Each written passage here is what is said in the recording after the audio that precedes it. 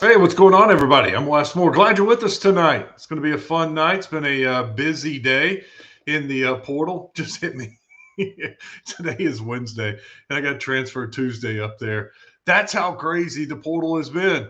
It's been a wild couple of days, but yeah, it just hit me today. It's Wednesday. We'll get to Transfer Tuesday, or in this case, Transfer Wednesday, right now and talk about the new additions to the portal. And we got to talk a little Arkansas Ole Miss. All Arkansas, all sports. It's more sports. Oh, I'm still laughing. How about that screw up? Just realized. Yeah, I thought I was being clever. Transfer Tuesday, because it was a good day. They got four guys out of the portal so far today. And there's a discussion. There could be another one coming tonight at some point. But Arkansas gets four guys out of the portal on Wednesday. I have a feeling you're not going to let me live this one down. But, oh, well, that's talking with the recruiting guys who are doing this nonstop. I get to follow it from the outside and follow it as closely as I can, but talk a lot with some of the players in this, and then of course the recruiting guys like Richard Davenport and Kyle Sutherland, and love getting some of the other guys on here that talk a little sports with us. But yeah, I'm thrown off by Transfer Tuesday. That was that's funny. Seriously, I thought I was being clever. I was like, oh, that'll be a great title uh, for for the show for tonight. And I literally was getting the show started, and I was like, wait a second, tonight's not Tuesday; it's Wednesday because Arkansas plays tonight. And so, okay, there we go. Moving on. All right, let's get to these guys because I am excited. I think today was a good day.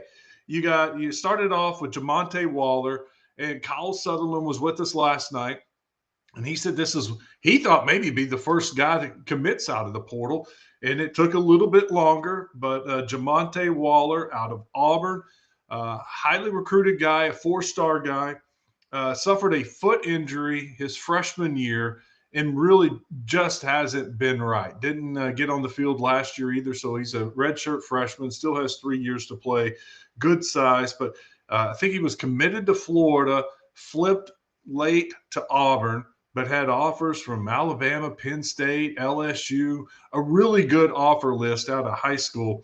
And this is a guy that could play in that Ron Roberts defense, kind of that edge position. And, kind of a hybrid linebacker, a rush defensive end, somebody to get after the quarterback. Kind of similar, I thought, with the latest commitment out of the portal. And that was Steven Souls out of Kentucky. I know I'm not going in chronological order, but Souls does kind of remind me of this Jamonte Waller.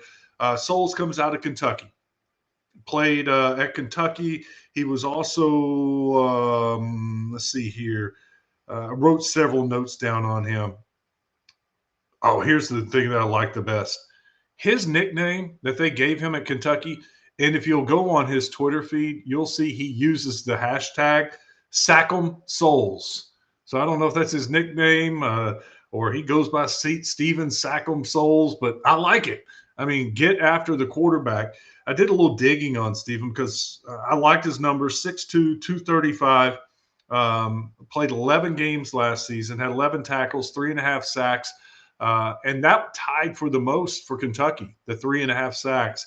And the story I read when he got into the portal from one of the Kentucky beat writers, he said, terrific season. That was a quote from Steven Sack'em Souls. He was coming off of a terrific season, and he was going to be counted on next season to be a big part of their defense. Now, of course, Kentucky had the coaching change.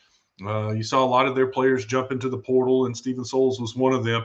And 11 tackles, 3.5 sacks. For his career, 22 games he's played, 7 sacks in 22 games, and 33 pressures on the quarterback. So this is a guy who gets after a proven commodity in the SEC. And once again, kind of that hybrid, I believe, could be that edge rusher. Can play drop back, play linebacker. He has that size, that speed, but can also proven commodity get after the quarterback. So I thought with Jamonte Waller, Steven Souls, two guys that were needed for that Ron Roberts defense, two good pickups for Arkansas today out of the portal. Let's talk about Shelton Lewis. And by the way, I see some of the comments coming in. Haven't checked them yet. I'm sure somebody's making fun of me. We'll get to your comments. Go ahead and comment on YouTube, Facebook, or on Twitter. We'll get to the comments here in a few minutes. Distracting me. All right. So I was on Shelton Lewis. That was the defensive back out of Clemson. I see, I like to tell you what I think. I'm not going to come in and hype up and say Shelton Lewis is going to be a starter from day one. I think he is a guy that provides depth. Got to have some depth in the defensive backfield, but he takes to the Ron Roberts system and he flourishes in it. Last season at Clemson, he only played 4 games and then he left the team. So basically kept his red shirt. That can be a red flag if you want to. Why did he leave the team? Obviously wasn't happy, left after 4 games, and decided to jump into the portal for his career. 10 passes broken up, 2 interceptions. He's played in 27 games at Clemson and made 6 starts. He was ranked the number 86 defensive back in the portal. This could be a category of, a talented Clemson team, and it was hard for him to get on the field. Got on the field some, made some starts. So you could, if you're optimistic, you can look at it and go, you know what? He was with a good team and just couldn't get on the field. He needs some playing time. He could flourish once given that opportunity. If you're pessimistic, you can say, look, he wasn't good enough to play for Clemson, left the team after 4 games, and what's he going to do at Arkansas? So I get it. The jury's going to be out on him. But if nothing else, with the mass exodus of players leaving on defense, you still have to have backups. You still have to have some guys that play special teams. You still have to have some guys just in case you have a ton of injuries. And let's say that worst case scenario, Shelton Lewis comes in and he is second string, third string, whatever, and there are a couple of injuries to the guys in front of him, and you got to go to him. Well, at least this guy has made 6 starts in the ACC or 6 starts for Clemson, and it's not a guy that's never played before that's coming in to pinch hit in a bad situation. The other one that maybe I should have started with, but maybe the best signing, and look, that's how good I think today was, that you can argue who you think was the best signing today. Kamari House out of North Carolina. He led North Carolina in tackles last year, and we all know North Carolina wasn't very good. Neither was Arkansas, but he led North Carolina in tackles, 78 tackles last season, proven commodity. He can play linebacker. This is a guy that's capable of coming in and starting for Arkansas next season at linebacker. 78 tackles, like I said, he was rated the number 13 linebacker in the portal. Yes, I'll take that. Definitely will take that. Especially on defense. Need some guys that can make the sure tacklers. I've seen enough missed tackles to last me for a while. So I thought Kamari House was a very big pickup. Interesting note, Kamari House went to St. John Bosco High School. That was the same high school that Tay Lockett was at. They played together. I saw Tay Lockett tweet out a picture of those two and talking about how they're back to playing together. Tay Lockett, of course, then transferred to Conway for his senior season, and a safety that will be playing for the Razorbacks. But somebody Tay Lockett's familiar with is Kamari House from North Carolina. So you got today was defense so far. Defensive end or 2 edge rushers, a defensive end, Jamonte Waller, Steven Souls from Kentucky, a true linebacker in Kamari House, and then a defensive back in Shelton Lewis.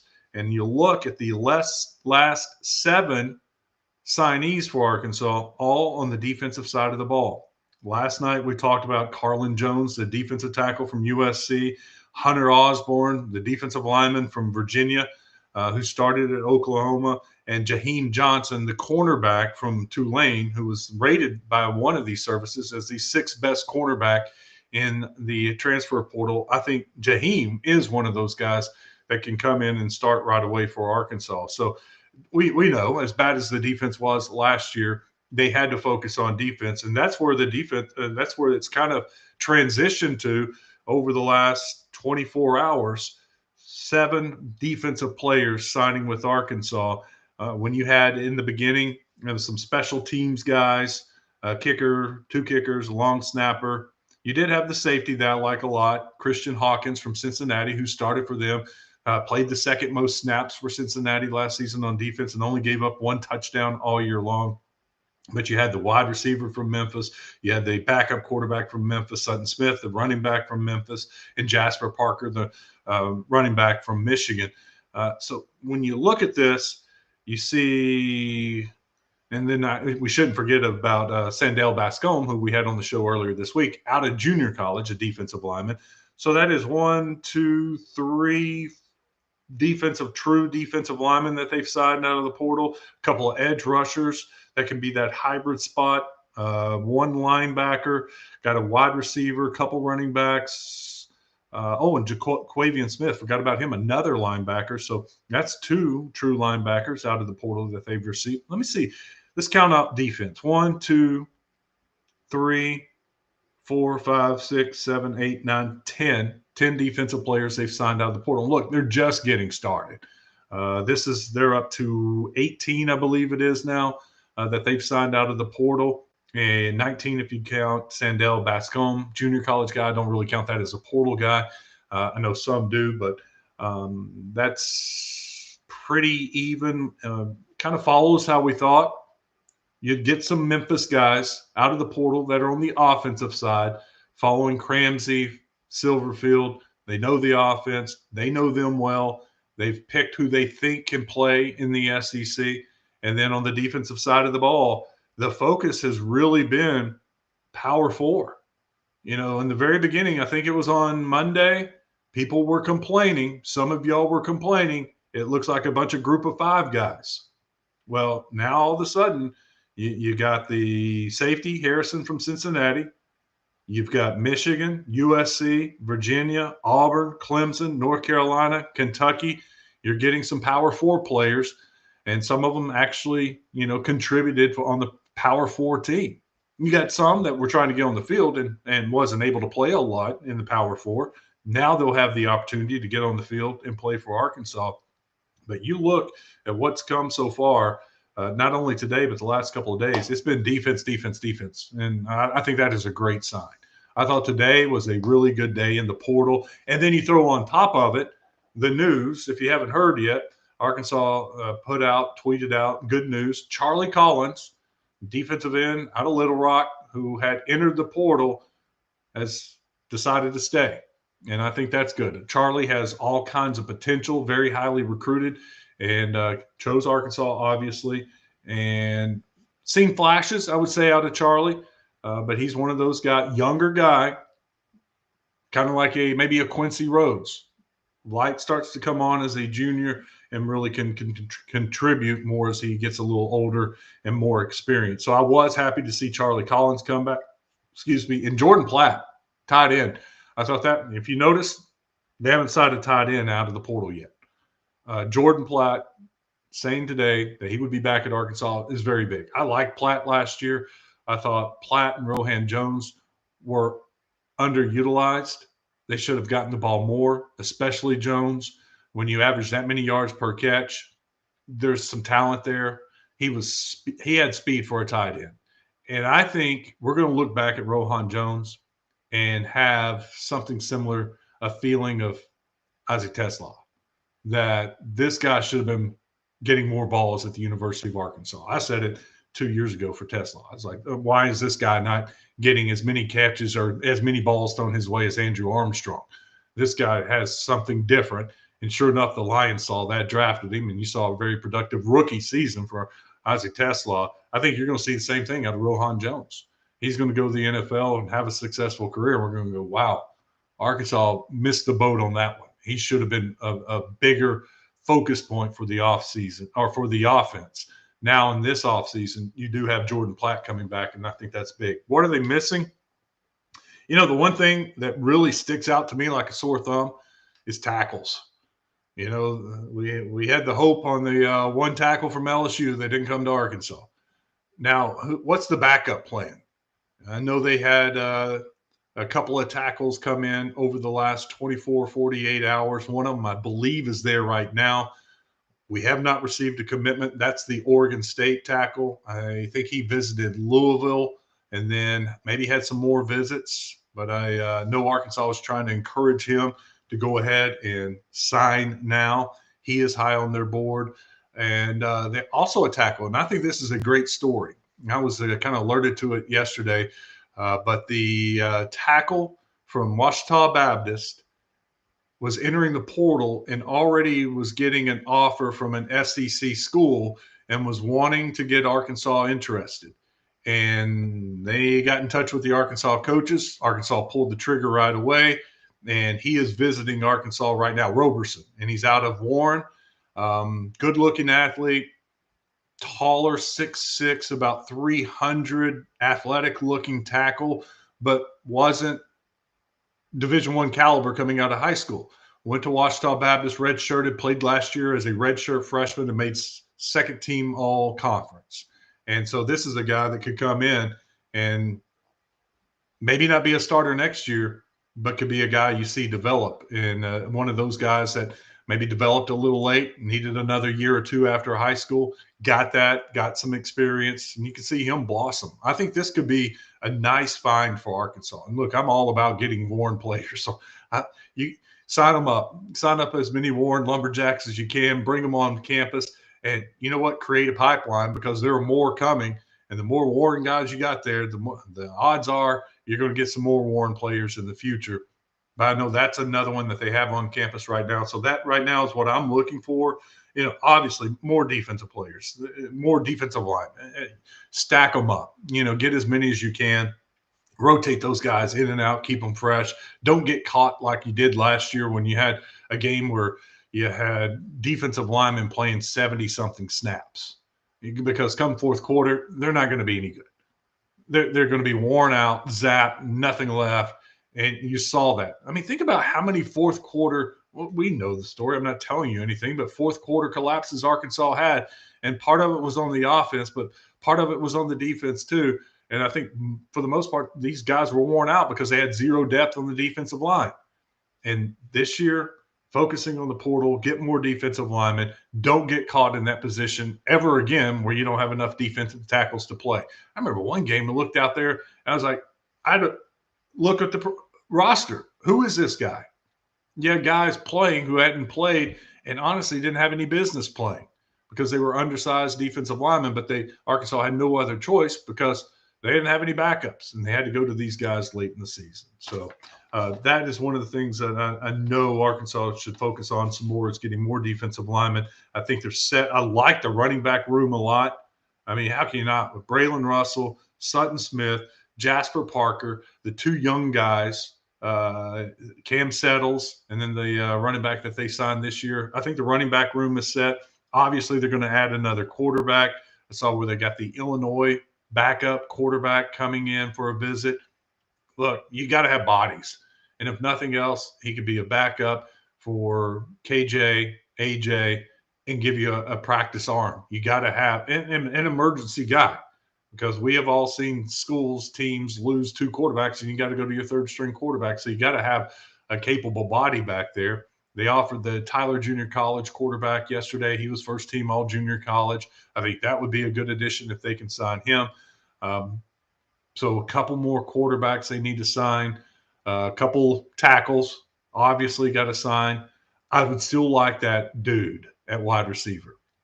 I don't know who that would be if they have that dude, but I would like to see one of those guys come in, a proven commodity, a guy that's had 60, 70, 80 catches and can be a guy, a wide receiver in this offense. Defensive linemen, linebackers, they've signed a lot. I wouldn't mind some more. And then you're going to have more DBs and safeties. I mean, if nothing else, but for depth, because they lost a lot out of the portal. But like I said, this is 18, probably about halfway there. Probably about, anywhere from 35 to 40 they're going to sign out of the portal.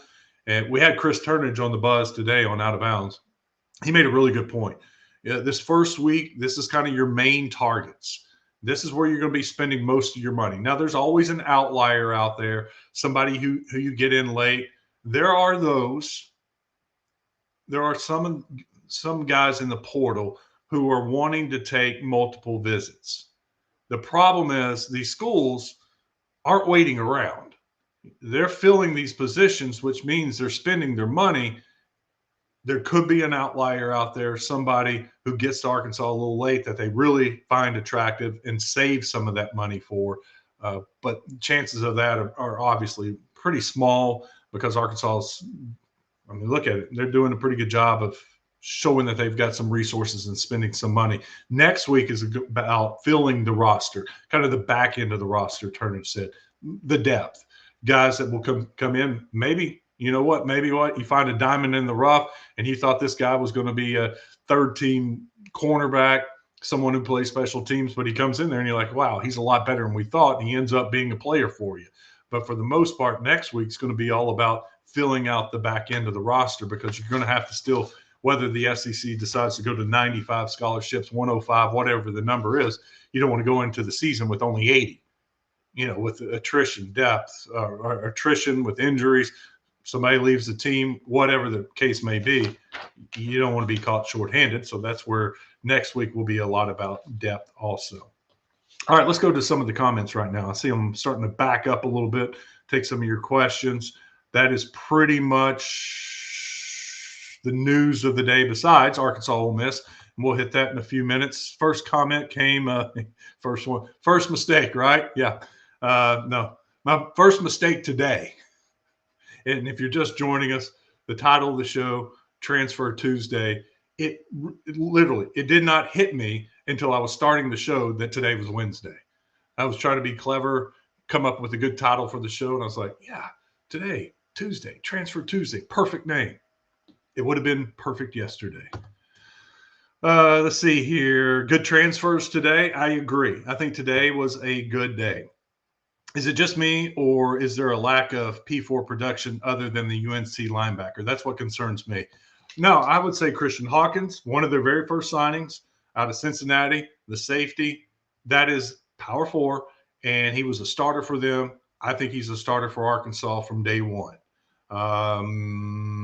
Other starters, power 4, you'll have to see with Carlin Jones, Hunter Osborne. They have the size, they have experience. USC, Virginia. Well, I should say Osborne has some experience at Virginia. Carlin Jones, not the experience at USC. He's going to get the opportunity. Both pedigrees, 4-star guys, highly recruited out of high school.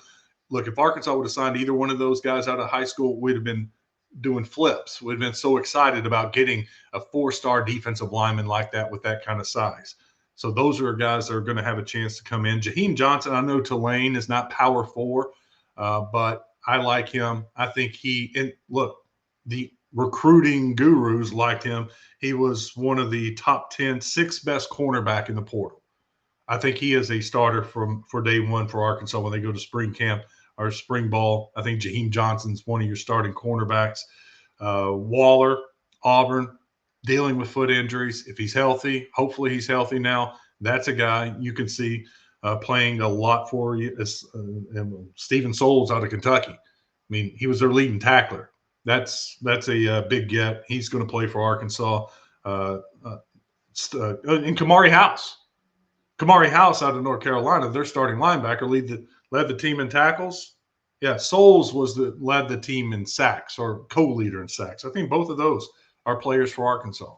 So I think that's what I name 1, 2, 3, 4, 5 possible, maybe 6 potential starters right there with some power 4 production. Although Tulane, I got you, not P4.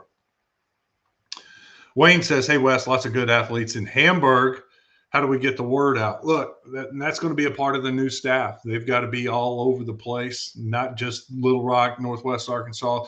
They've got to know where these athletes are, and the coaches too. They need to be able to have a line to the University of Arkansas, to Silverfield, his recruiting staff, to go, hey, look, we've got one for you. And look, Hamburg's not going to have one every single year, but if they're honest with the coaches and say, we have one we believe can play in the SEC, you need to take a look at it. That's how you do it. And I know from covering high school football, you got athletes down there. So that's Wayne. That's what I would suggest. Who recruits South Arkansas? For Arkansas, I do not think we know the exact recruiting territories for all these coaches. And I don't know who their Arkansas liaison is going to be, who is going to be, and, have in his recruiting territory one guy doing Arkansas only. Wayne says Hamburg probably has better athletes than Warren right now. I don't know, Wayne. That's going out there on a small limb. Pryor says still worried about the offensive line. I agree. They're set at center. They're set at guard. Tackle still a concern. There's no way to spin it in a positive note. I don't know if they are thinking they got a couple of guys on campus that can be your starting tackles, but I don't know who that would be because they don't have any experience starting in the SEC at tackle. So yes, that would be, hopefully tomorrow's show, we're talking about tackles and they got a pair of tackles. That would be the best news for tomorrow, I think.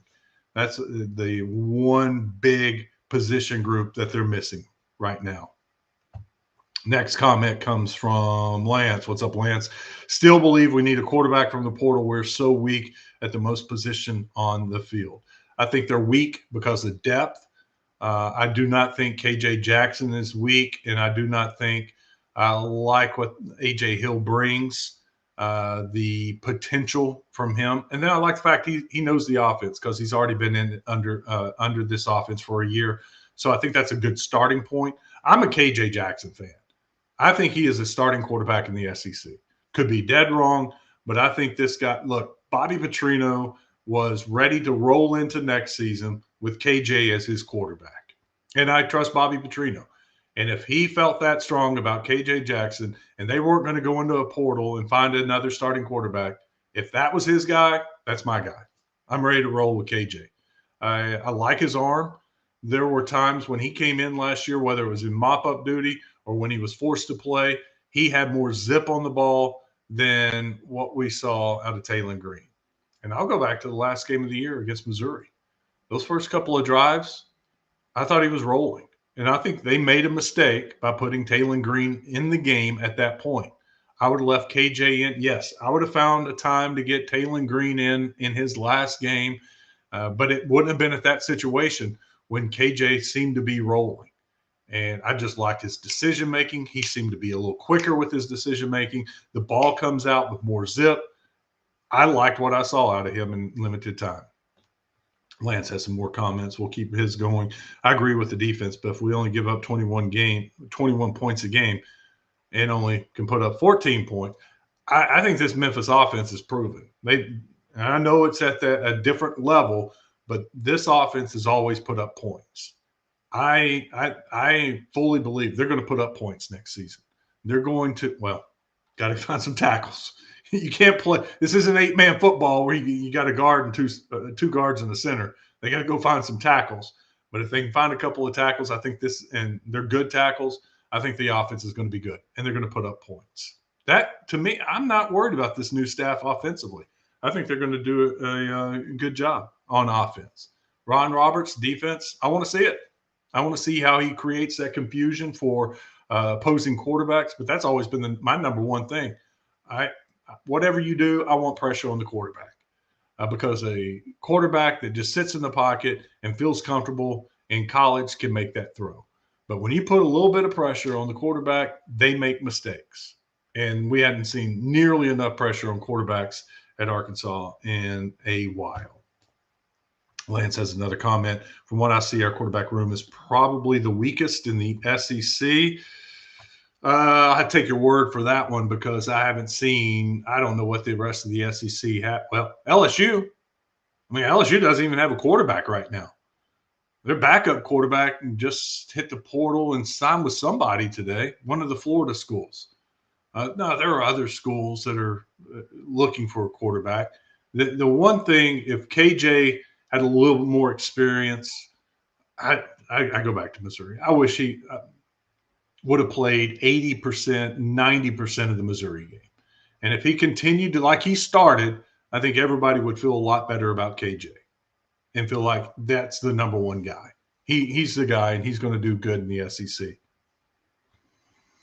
Let's see here. Danny's up next. Danny says, "Don't forget the picture on the wall." Mitch Pet. Yeah, well, it is a huge. Is it? Where is it? It's in the room somewhere. It is a big framed picture of Mitch Petrus's Senior Bowl jersey, and it's got some pictures with him with the Giants, and it is awesome. And I'm going to hang it right there. I'm going to take down those shelves with the helmets and the bobbleheads and the stadiums, and I'm going to put the Mitch Petrus jersey up at some point. I'm going to. I haven't decided when we're going to do it, but we're going to make some changes. You know, it's just like TV news. You got to change the setup from time to time. You got to change the setup, and we'll put up Mitch Petrus's jersey, no doubt. Got to honor Mitch and keep his memory alive for everybody. And when that thing goes up, I may never take that one down. Very proud of it, by the way. His mom and dad gave it to me several years ago and had it hanging up the wall at the TV station. And my last day at the TV station when I was packing up everything, I was like, they gave that to me. I'm taking that. I hung it in the office, but that's coming home with me. So I do cherish that. Jordan says, "Oh, sorry, Jordan." Jordan says, "Do you think that tomorrow will be more of an offensive signing day?" Man, Jordan, that's what I was just saying. I got to think tomorrow's about tackles. You got to get some tackles in here. Left tackle, right tackle. Don't forget with KJ, if KJ is your starting quarterback, which I do think he will be, he's left-handed. So your right tackle protects the blind side. And so you need a stronger right tackle, but you need two good tackles. I don't care, left tackle, right tackle. They both need to be good because those speed rushers in the SEC. So I'm thinking yes. And I know that they have some tackles on campus visiting right now. Another one left, and I was told that he's one of those guys that wants to take multiple visits before deciding. And so I don't know. I honestly don't know if Arkansas is going to wait on him or not. Probably depends if they can get their number 3, number 4, number 5 option. If so, they're not going to wait on number 2 because what if he says no, and then in the meantime, 3, 4, and 5 are gone, and then you're left with number 6. Best tackle on your board. So I think that's going to be what we see tomorrow. I hope that's what we see tomorrow. What position do you see us spending big money now? Tackle. I mean, I think that's the answer to a lot of y'all's questions. It's tackle, and tackles are expensive. You got to go out, and I know there was a tackle out there without Division I starting experience with a $300,000 offer. Now think of a tackle that does have starting experience, whether it's in the group of 5 or Power 4, what he's going to command. 5, 6, 700,000. That's what you're going to have to do. They're going to have to go out and sign a couple of those and spend some money there. Danny says, "Oh yeah, you bet, Danny." I think anybody knew Mitch, whether it's just from TV or from knew him in life, you're a big fan of Mitch Petrus and always will be and want to remember Mitch Petrus, and we'll do that for sure. All right, tonight, what time is it? 7:03. About an hour from now, we got SEC basketball, Arkansas Ole Miss. I'm excited for this game because 0-5 last year, and you got a chance to go 2-0. Arkansas's never beaten Chris Beard. He's 0-3 at Ole Miss. Or Arkansas's 0-3 against him at Ole Miss. And Ole Miss swept Arkansas last year, regular season, SEC tournament. But this is a different Ole Miss team. A lot of the guys that beat Arkansas last year or was part of the reason why Ole Miss beat Arkansas, they're gone. You got Dia. You remember Dia, kind of a bigger dude, 6'8", but round. Shoots almost a flat-footed three-pointer. It's not a jump shot. It's not pretty. I remember the first time he shot one in Oxford, or I guess in Fayetteville. I was like, well, they'll let him shoot that all night long. Well, then the guy proceeded, I think, make 4 or 5. Not the prettiest shot, but it was effective last year. This year, he's shooting 28% from the three-point line, which means he'll probably go off tonight. Against Arkansas, it just seems to happen that way. Anytime someone's struggling, they shoot better against Arkansas. But you got to keep an eye on Dia. They don't have a lot of just dudes. They had some guys last year, and they would get after you. This year, they're struggling. They've got They got a freshman that comes off the bench. He had a good game against Oklahoma, can really shoot it. Paxton, I think, what was his last name? Pitts, true freshman. You'll know who I'm talking about when he comes in. Gosh, I just forgot his name. We looked him up. Joe Klein and I were talking about him. He's a coach's son. He's shooting 48% from the 3-point line. Lit it up against Oklahoma, and they'll have to know where he is when he comes in. Might get a chance to start tonight. Coach Beards had a rough go with this year's team. A lot of portal guys, and just hasn't worked out the way he thought it was going to work out. There was a game earlier this season at the half. He benched all his starters, and he started an entire new group. He had a couple of walk-ons, and they played major minutes in the second half, and they played better. And he was asked about it, and he was like, "I'm going to play guys who are going to play hard, and we'll find those guys. And if it means the guys who have been starting aren't playing, so be it. But I'm going to make sure everybody's playing hard." He was trying to send a message. They're 8-6 on the season, so not the best Ole Miss team, not the best Chris Beard team.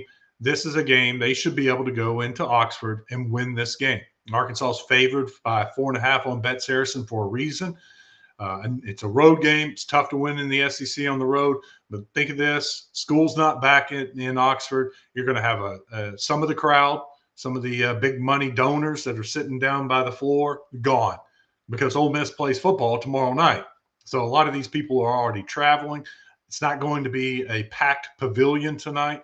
And my hope is a lot of people from Eastern Arkansas, maybe somebody's driving over, watching this on their phone right now, and they're headed to Oxford.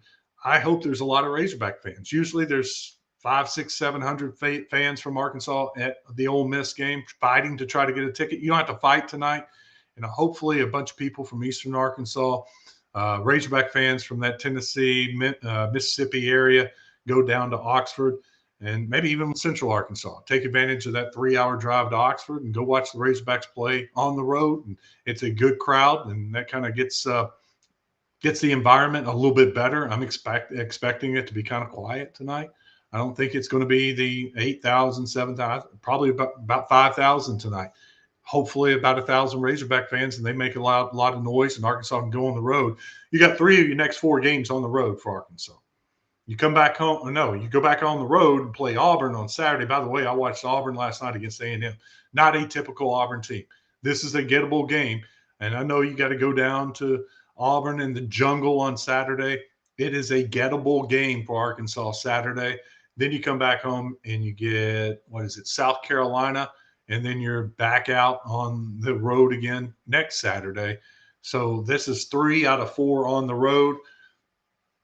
I started the week wanting to split. After watching Auburn, I'm greedy. I want to get both this week and get 2 out of 3 on the road and get off to a really good start in the SEC, because you got to take care of business against South Carolina at home next week.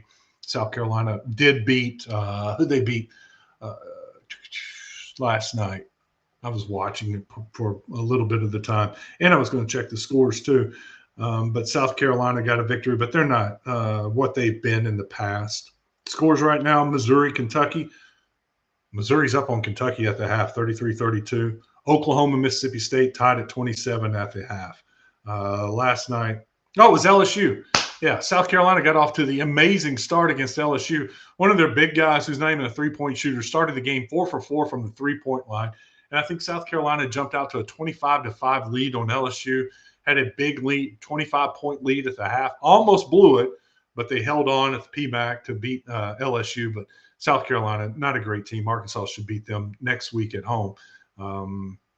Florida beat Georgia last night. And Tennessee just ran Texas out of the gym, 85-71, which was kind of good to see. Tennessee, we knew Tennessee's a good team. They showed it last night. But with the victory tonight, Arkansas can join Texas A&M at 2-0 at the top of the SEC standings. I know it's still early. Either Alabama or Vanderbilt, whoever wins that great game, also at 8 o'clock, will be 2-0 in the SEC. You got Missouri, Oklahoma trying to move to 2-0 along with Mississippi State. So a good opportunity tonight for Arkansas to move to 2-0, take care of business against Ole Miss. Don't forget tonight on the Buzz or afterwards, the Buzz post-game show is brought to you by Bet Saracen. Josh Neighbors and I will be at Walk-Ons, In fact, I'm about to finish out the show, head over to Walk-Ons and watch the game there. If you looking for somewhere to go tonight at 8 o'clock to watch the game, come on out and hang out with us at Walk-Ons. Then we're going to do the post-game show there on Walk-Ons. I'd love for you to listen to the game. Also, I want to tell you about Gwatney Buick GMC. Big thanks to those guys for being a big sponsor of my show. They make this possible, honestly. And so as a way of saying thank you, and for you to say thank you to them, go visit them. Give them a shot. Check out the website. It's a great website. All their cars are listed right there. They do a great job of updating the website. They have the deals that they have for that month on their website. And then you can go to North Little Rock, 5700 Landers Road. Easy to find, easy to get in and out of, and they'll take care of you. And tell them, look, you know what? You're happy that they sponsor the show. You want to pay it forward, and so to say, go give them a shot. At least nothing else. That's all I'm asking. Go visit them at Gwatney Buick GMC. Give them a shot. I promise you, you'll be happy. They're going to do what they can to make sure you get a good deal and you feel good about that deal. In fact, it's about time. Trade in the wife's vehicle. You know where I'm going? Gwatney Buick GMC. There's no other place. Trade that in. Get her something else. Maybe time for me to get in something else myself, but we'll be dealing with Gwatney Buick GMC here soon, and I encourage you to do the same thing. Coming up tomorrow, I have, let me say this. I have reached out to and had contact with 3 different guys who have signed out of the portal, make it 4. And I believe, and I know it's a crazy time for them. They've been on their visit. They're back home. They're packing. One of them, well, I'll tell you who it was. It was the running back out of Michigan, Jasper Parker. He was like, I would do the show tonight, but I'm trying to pack because I'm flying back out tomorrow. And he's going to do something with this later this week, maybe Friday. But a couple of these guys who have committed to me too. And we're going to start introducing you to some of the newest Razorbacks over the next couple of days. So that's my plan. That's my hope, is to have some of them on Thursday, Friday, maybe even Saturday, or hold it off. I'll record it and bring it to you next Monday, just so you get to know some of these new guys. It's one thing to see their stats. You learn their name. You know where they're coming from. I want to meet those guys. I want to see their personality. That way you find some guys and you become a fan of that guy and you root for that guy. And so that's kind of the goal I have for the next couple of days, to get some of these 18 guys, some of them, to come on the show so that you get to meet some of these guys. All right, that's it. I've rambled on enough. Good day for Arkansas in the portal. 4 more that they signed, 4 defensive guys, all from Power 4 schools. And maybe they signed somebody while we're on the air for the last 30 minutes, 42 minutes. We did see a cryptic tweet from one of the Razorbacks defensive back assistants. He had 4 hogs. Well, he's gotten 3. So it made us think maybe there's a 4th that's about to go public with their commitment. So it is something to keep an eye on for the rest of the night or early tomorrow. And then tomorrow we'll be really looking at the offensive line and specifically tackles, and hoping Arkansas can get some commitments from tackles. Appreciate y'all watching tonight. Let's go watch some basketball. Second half of the SEC games. Arkansas game less than an hour away. And we'll be talking about that tomorrow too on More Sports. All Arkansas, all sports. It's More Sports.